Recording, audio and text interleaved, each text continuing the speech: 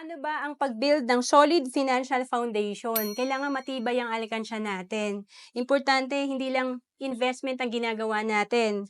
Meron din dapat tayong emergency fund, and then namamanage natin ang ating mga utang. Mas maganda nga kung zero debt tayo. And then life insurance, importante may protection tayo.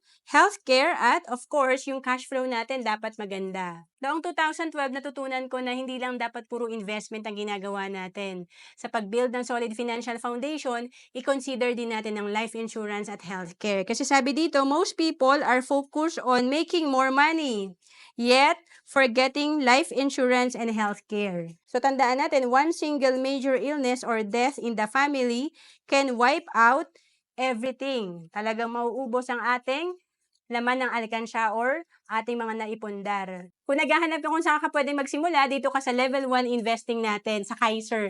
Kasi dito tatlo na yung meron ka. Meron kang healthcare, life insurance, at may investment ka pa. For as low as 2,647 per month, pwede ka na magsimula sa Kaiser. 7 years ka na mag-iipon. To know more about Kaiser, message mo lang ako sa FB, Roan Celis Capistrano.